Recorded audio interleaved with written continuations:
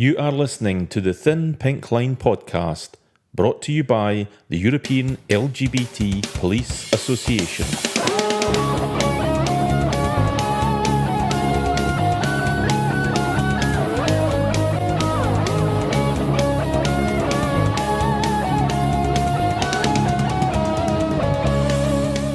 Greetings from Glasgow. I'm Alan Snedden, and I'll be your host for this, our first ever podcast episode. Today, I'll be joined by three fantastic guests to talk about the declaration made by the European Parliament which states that the EU is an LGBTIQ freedom zone. Also, the European Commission's first ever LGBTI equality strategy, and what contributions the European LGBT Police Association is making towards the strategy's goals. Also, ILGA Europe have just launched their annual Rainbow Map. What will that reveal? Joining me to discuss these issues from Brussels is Terry Reinke, who is a member of the European Parliament and co-president of the LGBTI Intergroup, and from Paris, Alain Parmentier, president of the European LGBT Police Association, or EGPA for short. We will be joined by Katrin Hugendubel, who is the Advocacy Director at ILGA Europe later on in the show. Firstly, I'm joined by Terry and Alain. Welcome to the Thin Pink Line. Terry, if I can direct this question to you. What was the background and purpose of getting the European Parliament to declare the EU an LGBTIQ freedom zone? Actually, the background to this resolution is something that is not very joyful and positive, but a sad anniversary that we were celebrating in March, or not celebrating, but rather just seeing happen. And that was the second year after the first city in Poland declaring itself a so-called LGBTI free zone. And we took that as a sort of reference point to say, look, actually, we want to live in a European Union where all LGBTI people can live in freedom. And this is where this idea to declare the EU as an LGBTIQ freedom zone then came from. And maybe just to give you a little bit more of context, obviously in the intergroup in the European Parliament, we don't have this illusion that everybody in the EU already, from the community already lives in freedom and equality. We are very much aware of the problems and the challenges there are still for our community. But we wanted this to be a message to the community and also a pledge to people all across the European Union that we want to fight for making the European Union an LGBTIQ freedom zone. And now, as the next steps, we are getting in contact with politicians, civil society organizations from all different levels, and try to see what could be actual steps, legislative but also non-legislative steps that would make the lives of the members of the LGBTI community better. You mentioned LGBT free zones. For the benefit of our listeners, can you explain what is meant by that term? It's part of a broader, very worrying trend that we see in Europe at the moment. I think probably in the most aggressive and intense form in Poland, but it is not only happening in Poland, that there are both rhetoric as well as actual attacks on LGBTI rights. And this development of cities declaring themselves as LGBT-free zones. This is something that, as I said, started 2 years ago and then actually expanded in a very, very worrying and problematic pace.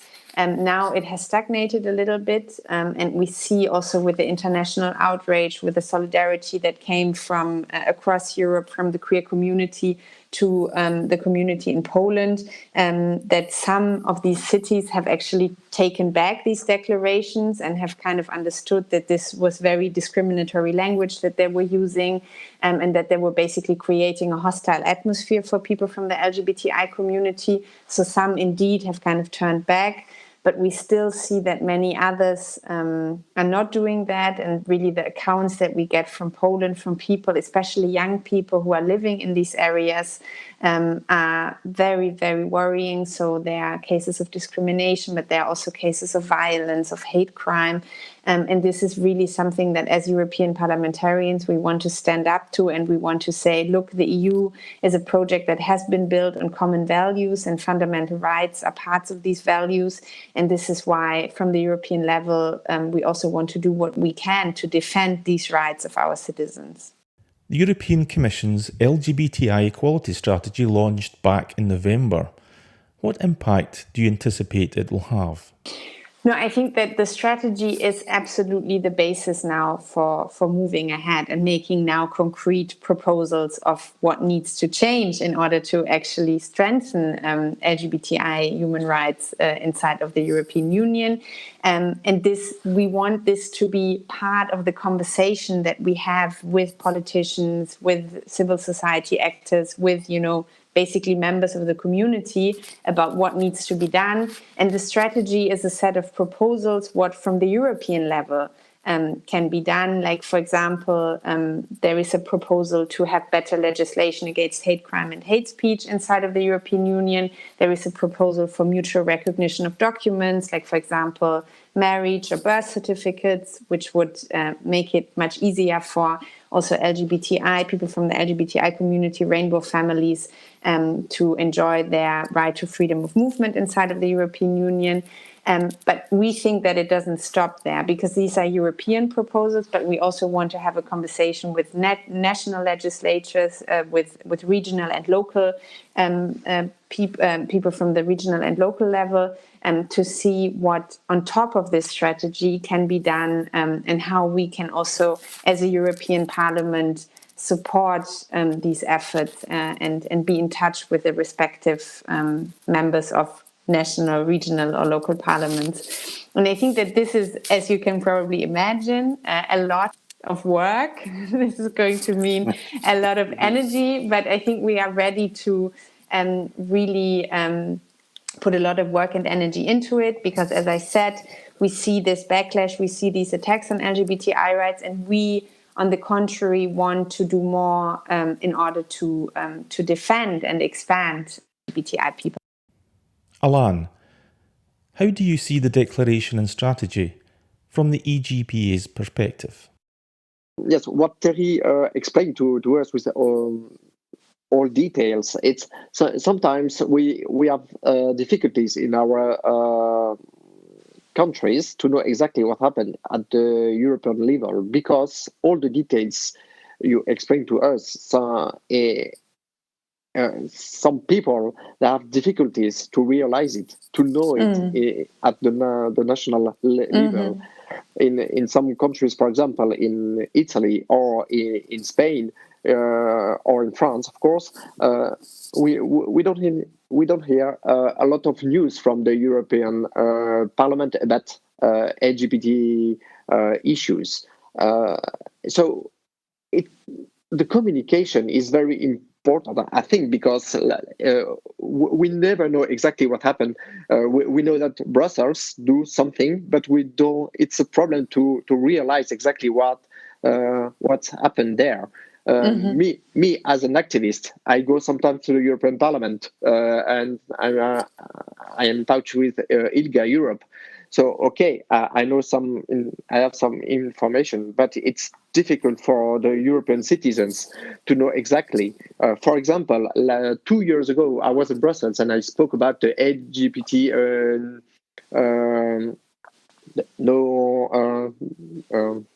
in Poland, the no prison for LGBT people. And one Polish activist said to me, yes, but it's not always like that. In Poland, sometimes it's very nice to be LGBT and to live with your boyfriend, with your girlfriend, and with police officers. We also have sometimes a good feeling.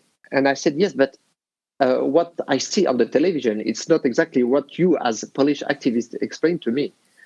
And so, we know that there is a lot of problem in Poland and in some some different countries of the east side of Europe, but it's difficult for us to realize exactly. Last year, I was in with the Council of Europe. I was in Madrid for a training to become an official trainer for a professional police response to fight hate crimes against LGBTI person, and we were 25 police officers from different countries, European countries, and it was one female colleague from Poland. And she was there officially sent by the National Police of Poland. And so, of course, we spoke with her, and she said, yes, but I work in a police academy, and my boss said to me, you have to go to become an official trainer for the all the questions about how to fight LGBTI attacks. And so, you know, sometimes it's really difficult for us to realize exactly the level. We know that there is difficulties, but also we don't know exactly how is the feeling, and that's why the EGPA, the European LGBTI Police Association, want to go every time in Europe in different LGBTI meetings, conferences, and when we go there, we want to wear our uniform to show that first we are proud to be police officer, and we are proud to be a LGBTI person, and like that. We speak with the activists. It's, of course, not easy every time because with the history of our continent, it's still difficult, the relation between those two sides. But we are only one world, and we have to know each other better. Now in Europe, it's not forbidden to be a LGBTI person. So the EGPR really want to bring the European citizens and the police units closer one more time. And that's why that is one of our goals. And the other goals is also the training in police academies and training our colleagues who already work in the stations. So it's two different goals for us. And so we work with the Council of Europe to try to training our colleagues in the Balkans, for example. Last year we met colleagues from 6 countries of the Balkans, and we spoke with them about the LGBT issues, and with activists from Montenegro, from Serbia, North Macedonia, Bosnia, and Kosovo. And we continue for the moment with the COVID. It's of course difficult, but we continue to stand on. And at the police level, in every country of the European Union where there is an association of LGBTI police officer, this association go to the academies to train the new police officers for a better future, a better tomorrow, to speak about LGBT issues, and to speak about that it's not breaking news that in your team at the station you have a female colleague who is lesbian. It's just normal, it's just the life. And it just to speak about human rights and not about LGBT rights or LGBT person. Well, I think that there are certainly also positive examples, and I think people who are standing up from all parts of society to this anti-LGBTI sentiment or hostile environment that is being created. But maybe to go a little bit beyond anecdotal evidence, there has been a recent survey done by the Fundamental Rights Agency on attitudes of LGBTI people towards, for example, the government, how they feel, if they have been targeted by threats, by attacks, and so on. I think it's a very comprehensive survey that gives very interesting insight. And one of the lowest numbers of people actually having trust in their government to stand up for their rights is coming from the community in Poland, where only 4% of the people who were in this survey say that they actually believe that the government cares about their needs. And I think that this is something that we certainly have to be worried about. And you're absolutely right, Ellen, that there needs to be a stronger dialogue, especially also between police and the community, because when we look at the survey as well, there is still a very low number of people from the community who are, for example, reporting harassment, who are reporting hate crime, who are even reporting assaults and attacks to the police, because maybe they feel that they're going to be met with stigma and, with judgment. So I think that the work that you are doing, bringing these two worlds, if you want to say it like this, or these two communities together, and also building trust, this is absolutely crucial so that we can really build a European Union where everybody, despite their sexual orientation, gender identity, can live free from violence and can live free from discrimination. And I think there is a lot to be done, but obviously it's also very important to look at the positive examples, and they're definitely there. That's why 2 years ago it was the lesbian conference in Ukraine. Two female colleagues, one from the Netherlands, one from France, was there. And before we asked to the organization if it was possible to wear our uniform, because we want to show that police officers from Europe are there. And finally they agree. So in Ukraine, it was, of course, strange in the beginning, because all the lesbian activists, they saw two different police officers there with a stand, and the police officer wanted to speak with all the activists. But finally it was very nice, because it was very interesting for the European citizens to meet our colleagues, to speak with them, to say, oh, you are really lesbian, you are really police officer in your country, and you are here. It's amazing. And that's why it's very important.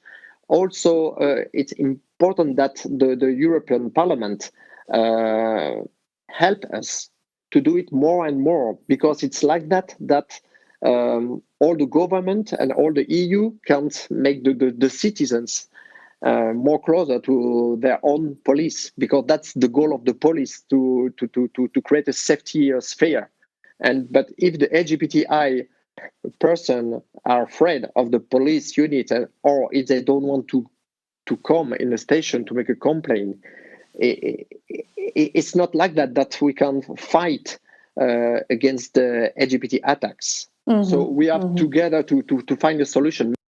We already met the Europol in The Hague. And we train all the police officer of Europol, and now we want to do the same with the Frontex. I don't know, Terry, if you know what Frontex is. I do. Yes, yeah. No, but sometimes I speak to people and they say, yes, but Frontex, Europol, I don't know exactly what they are doing. Yes, but you, of course, yes, I knew it. But so I think it's also very important to train our colleagues at the borders of Europe, because they can, of course, they can meet some people, some trans person, and how call this trans person, how to be polite with this trans person, and sometimes it's also a problem with the police officer to know exactly how to speak to this person, and so that's all that kind of tools that the EGPI can give to them. And joining me now from Brussels is Katrin Hugendubel from ILGA Europe. Welcome to the podcast, Katrin. What has been the reaction and reception to the European Parliament's declaration of Europe being an LGBTIQ freedom zone? And what would groups like ILGA Europe like to see happen? Yeah, I mean, the declaration of the EU, that the EU is an LGBTIQ freedom zone, I think especially the clear majority for the resolution in the vote of the European Parliament was a very important moment. It was a very important symbolic gesture, especially in times when we see some member states so outspokenly attack LGBTI rights in the European Union. But what we've been focusing on as ILGA Europe is really to say it now needs to be followed through with meaningful action. And that meaningful action is not only towards member states that, as I said, outrightly violate LGBTI rights. So in this context, for example, we're still waiting to see from the European Commission infringement procedures against Poland based on the discrimination in employment and thus going against the employment directive that the declarations adopted in some regions could have in effect. But actually, we need to see meaningful action from all member states. Just today, ILGA Europe published our 2021 Rainbow Map, where we measure legal advances on the protection of LGBTI rights. And what the map clearly shows is an absolute stagnation. We have, for example, seen no legal improvement at all in the area of following family rights over the last 12 months. But we also see, for example, reforms on trans rights, on the rights to legal gender recognition, stalled and stagnating in 19 countries. And so the meaningful action really needs to come from all sides. We need all member states to fully honor their commitments that they've done in the past and really to reboost their legislative processes to make sure the right protection is in place also legally, because that's often the last resort LGBTI people fall back on, especially when times get tougher, as we see at the moment. But also to really develop implementation policies, ensure trainings in different areas, and develop national action plans that really set out a clear path for action, so that we really step by step make sure that the EU, but also all EU member states, really become that LGBTIQ freedom zone that the declaration is calling for. One aspect of the LGBTI equality strategy is mainstreaming, i.e., all EU policies will need to integrate anti-discrimination for LGBTI people. That's an important step, isn't it? Yeah, I think it's one of the very important steps the first ever LGBTIQ strategy from the European Commission launched last November is actually doing. That it's no longer a list of actions very closely linked to DG Justice, but that it's really setting out areas for all DGs. LGBTI rights play a role when we look at health, and they're important initiatives from the European Commission, like, for example, the Beating Cancer Plan, but also looking at the EU for Health program that just been launched that can actually play a critical role in advancing LGBTI rights. Similarly, if we look at DG Employment, the high rates still of discrimination in employment, access to employment, we're seeing the strategy clearly talks about developing guidelines, especially about the integration in the labor market of trans and intersex people that can really forward those conversations. But also the strategy is looking at gender equality policies and, for example, the upcoming legislation on gender-based violence and domestic violence. And yet again, I think we've, especially during the pandemic, seen such a rise, such a sharp increase in domestic violence against LGBTI people, that it's really important that all legislation, be it on EU level or on national level, trying to tackle domestic violence, is fully inclusive of LGBTI people. So there are many entry points. And again, yes, we're really looking forward to now see how civil society, together with the European Commission, can actually make sure that these commitments in the strategy that are so important will be translated into reality. Of course, all this comes during the coronavirus pandemic, in which people are spending more time online and restricted by lockdowns. How has that had an impact, do you think?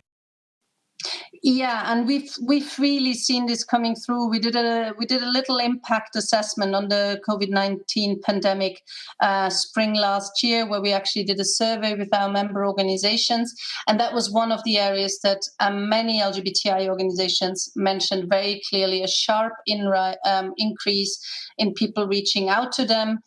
Because they were in difficult situations, were facing domestic violence, but linking that with actually the problem of the organizations themselves to reorganize all their services, to bring them online.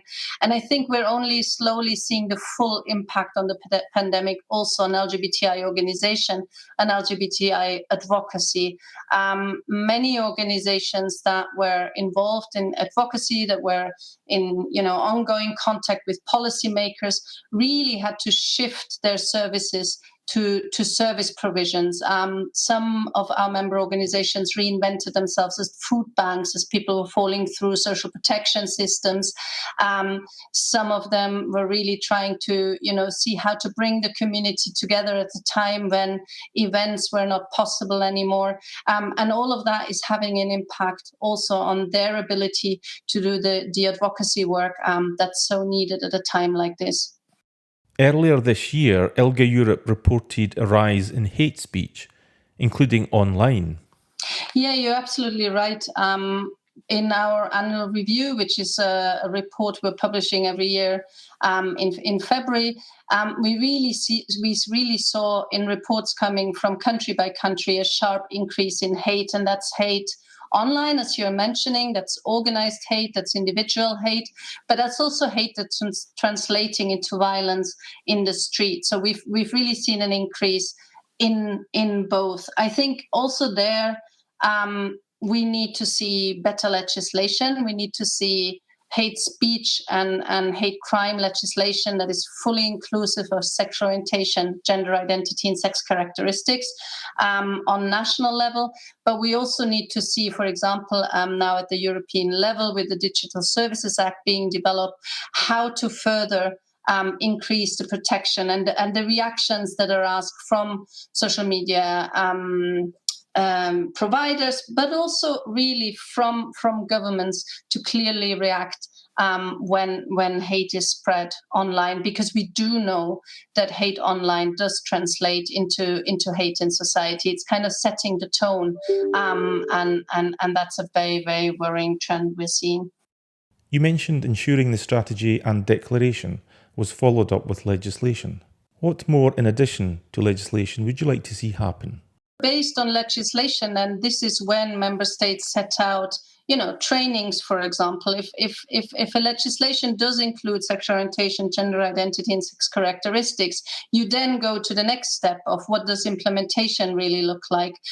You go to the next step of how do we need to train, be it police forces, but also others involved in managing social media to actually see the bias-motivated hate and how to react. So legislation is actually often the starting point for many different, very much needed initiatives. What do you consider to be the main challenges ahead facing LGBTI people in Europe? And what actions do you consider should be taken to tackle them? Yeah, main challenges is always a difficult concept when you look at human rights, but let me try to zoom in maybe in three areas. And we already talked about hate, and I think the rise in hate, the rise in violence we're seeing, and really across the board, is really worrying. And that's, as you mentioned, online. It's violence and in the streets. It's violence, kind of hate speech from political leaders and government, and how we're actually standing up against that. And it's domestic violence, and we already looked into kind of the rise of that during the pandemic, and how important it really is that kind of support services and legislation is fully inclusive of LGBTI people. Another point, I think, linked, again, something that the pandemic shone a much stronger light on, and it was there before, is the extent to which LGBTI people experience homelessness. So there have been very, very first evaluations of that. There's an estimation that 25 to 40% of young people experiencing homelessness are from the LGBTI community. And in cooperation we've done with FIANZA, with the European Network on Homelessness Service Providers, we're seeing that homelessness services very often just don't have the expertise and the support to really provide safe and welcoming environments for LGBTI people. So that's another priority that we're really trying to put on the EU agenda now. The LGBTIQ strategy does acknowledge the problem, but still falls short in kind of setting out what first actions could be on European level. And we're really trying to work together with MEPs, with the Commission, but also, as I said, with FIANZA, for example, on putting that on the agenda.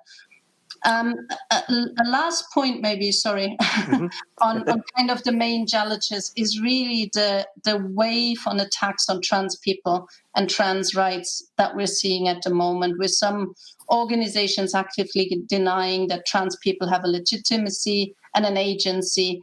And I think even more worrying, so trying to play out women's rights against trans rights, so really actively trying to split human rights movements. And we all need to stand very strong against that.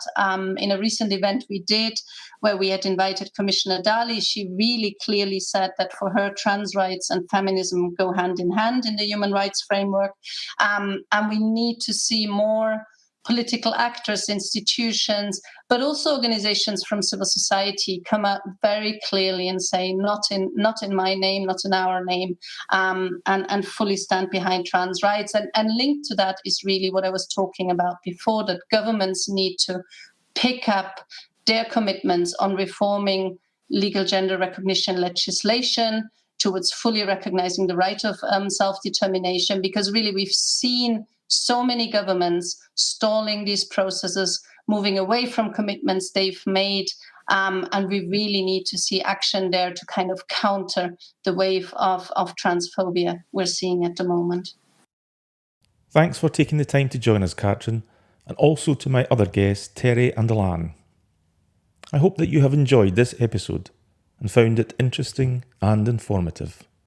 You can send us your messages and comments about this episode by recording a voice message, or by texting us on our Facebook and Twitter account, or just send us an email. Details of how you can do this can be found in the show notes, and we look forward to hearing from you. Lastly, please remember to follow or subscribe to our podcast channel, and share our podcast link via your social media. I'll be with you soon for another episode of The Thin Pink Line.